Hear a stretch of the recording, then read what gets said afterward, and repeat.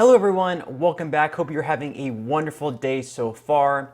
So in today's video, we're going to be going over an update on the efforts to reform Social Security in Washington, D.C., as well as the efforts to also increase benefits as well. And then we're going to be looking at some recent polling data to see what, most importantly, what Americans believe should happen with the future of Social Security. Now, before I dive into the main content of today's video, if you wouldn't mind helping me out real quickly by just giving this video a like, that just helps out with the good old YouTube algorithm, and also consider subscribing to my channel if you have not already. Okay, so far we currently have a few different proposals on the table. I will be going over all of them later on in this video, so make sure to stick around all the way to the end.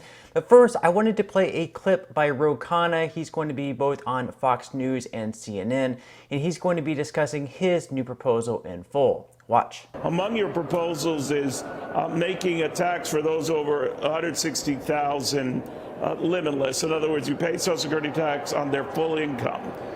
What response have you gotten on that?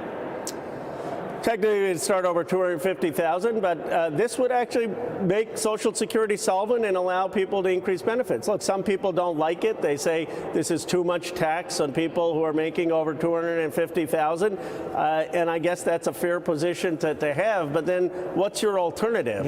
At least I have a proposal that makes the math of Social Security work and makes it solvent. I guess I'd like to hear from those who disagree with this what their proposal is. Well, does it all have to be in tax increases? Can you scale or stagger benefits and retirement ages into the future? It's kind of as Tip O'Neill and Ronald Reagan did back in the early 80s.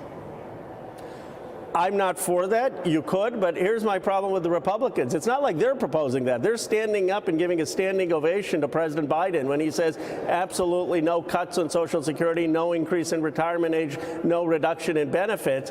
And then how do you pay for that? I'm saying the way you pay for that is scrap the cap and increase and have everyone over 250,000 pay tax on the rest of their income. The Republicans don't have a plan. I mean, either you got to cut benefits or you got to increase taxes. You got to pick one or the other. Now, obviously, to save Social Security, you either have to lift the payroll tax, raise the retirement age, or perhaps do a combination of the two. Ro Khana believes that we should not be raising the full retirement age, which I actually have to agree with. Now, in another interview on CNN, Khana said that he supported scrapping the payroll tax cap and that he actually supported a bill by John Larson. Watch. Do you believe changes are inevitable now? I do think there are changes that are necessary, and the question is, what do you do? I'm for eliminating the cap and taxing over $250,000 income so that we can fully fund Social Security, including increasing Social Security benefits. Other people want to cut or raise the age, and that's a choice we have to make. But of course, we have to do something, and I think scrapping the cap is the best way to go. So the annual Social Security Trustees report says that the full depletion of Social Security will be in 2034, right? And then benefits will get cut significantly after that. And they come to the conclusion, right? Congress has to do something. So you're saying Congress will need to make changes. You agree with that. But when? When do you think this will happen? Do you think this is urgent, or are you willing to put this off a few years?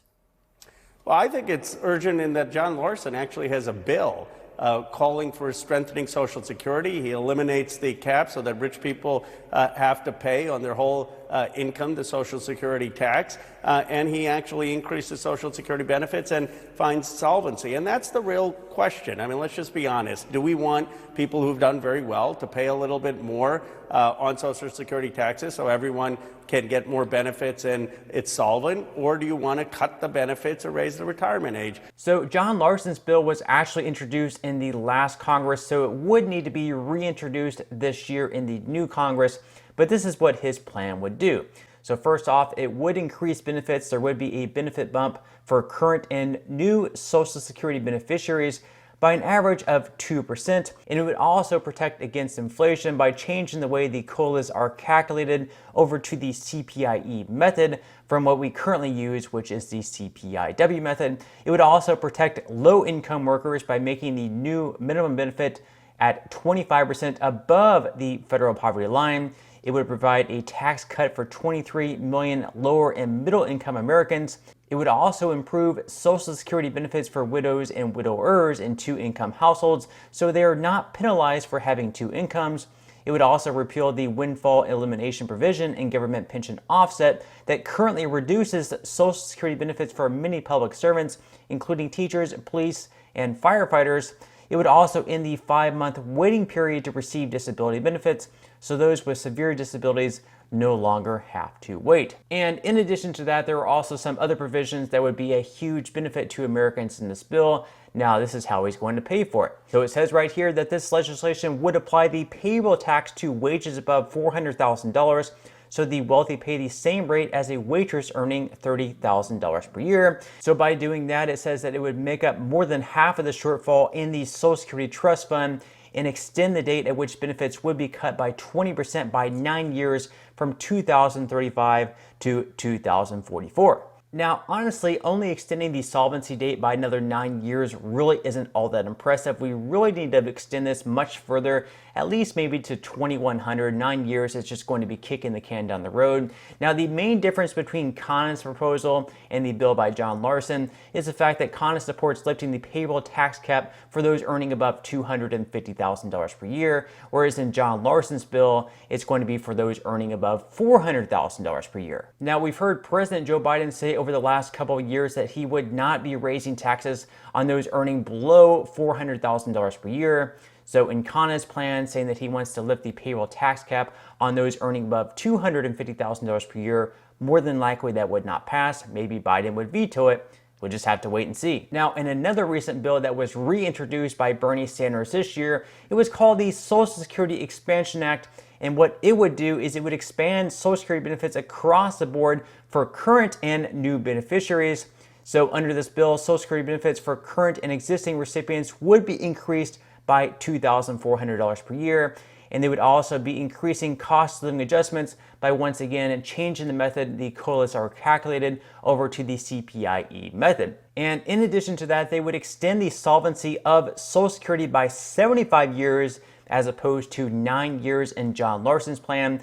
They would do this by lifting the cap on payroll taxes on income above $250,000 per year. So sort of like Khana's plan, this would also lift the cap on those earning above $250,000 per year. Now, in addition to that, they would also be improving the special minimum benefits. So they would be lifting that to 125% of the federal poverty line, or over $18,000 for a single worker who has worked their full career. But again, his plan to raise taxes on Americans earning above $250,000 per year would pretty much be railing against what President Joe Biden has been saying over the last couple of years, that he would not be raising taxes on Americans earning less than $400,000 per year. So once again, if this bill were to pass and get to Joe Biden's desk, would he veto it? Because otherwise he would be breaking his promise.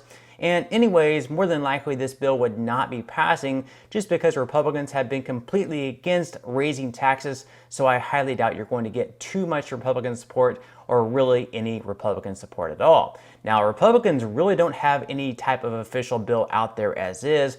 Some Republicans have mentioned raising the full retirement age, but they don't really have any official proposal out there. However, Republican Senator Lindsey Graham recently said, let's do something like Ted Kennedy would do. Get Republicans and Democrats to find a way, like the Gang of Six, the Simpson Bowles plan. Senator Sanders, bring your Social Security plan to the floor.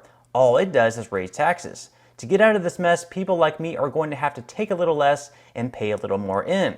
We're going to have to adjust the age one more time like Ronald Reagan and Tip O'Neill did. There is a bipartisan way forward. You describe problems, but your answer is always government. It's always socialism. So rather than simply only raising taxes or only raising the full retirement age, Graham is suggesting that perhaps we need to do a combination of the both. Now, this is sort of what's happening in a bipartisan plan behind the scenes led by Republican Senator Bill Cassidy and an independent senator in Angus King. So in their plan, they're going to be raising the full retirement age more than likely up to the age of 70. That's probably gradually going to be happening over the years. Now, in addition to that, they're also going to have a sovereign wealth fund where they want to start with $1.5 trillion in borrowed funds in this fund. They're going to be kind of like investing in stocks and things like that. And they're going to be hoping for an 8% yearly return. Now, if they don't receive the 8% yearly return, at that point, then they would be lifting the payroll tax cap on say maybe people who earn over $250,000 per year, and they would also lift the percentage that Americans pay in. So right now, if you're an employee, you pay in 6.2% into Social Security payroll tax. On the first $160,200 that you earn, they're suggesting that maybe they could raise it up to perhaps 7.2% or maybe 6.7%. Now, if they do achieve the 8% yearly returns, then at that point, they would only be raising the floor retirement age up to 70, and they would not be raising any sort of taxes. But most importantly, what do the American people think? Because at the end of the day, this is what is the most important. So in recent polling, it shows that voters are in favor of imposing payroll taxes on Americans making more than $250,000 a year to pay for expanded Social Security benefits. So we can see that out of all likely voters, 73% support that notion, 88% of Democrats support it, 69% of independents or third parties support it, and even Republicans, 60% of Republicans support imposing payroll taxes on Americans making more than $250,000 per year to pay for expanded benefits. Now, in addition to that, voters also strongly supported the Social Security Expansion Act. Remember, that was the one by Bernie Sanders to increase benefits by $200 per month. And even Republicans, 72% of Republican voters support Bernie Sanders' bill. Out of Democrats, 85% of people support it. And out of all likely voters, 78% of all likely voters support Bernie Sanders' bill. So that's just the data there. It does seem like the vast majority of Americans support Bernie Sanders' bill to lift benefits by $200 per month. Now, is this the best way forward? Let me know what your thoughts are in the comment section below. But that's all we have for today's video. I certainly hope that you enjoyed. If you did, again, I would greatly appreciate if you could give this video a like. Consider subscribing to my channel if you have not already. And I will see you in the next video.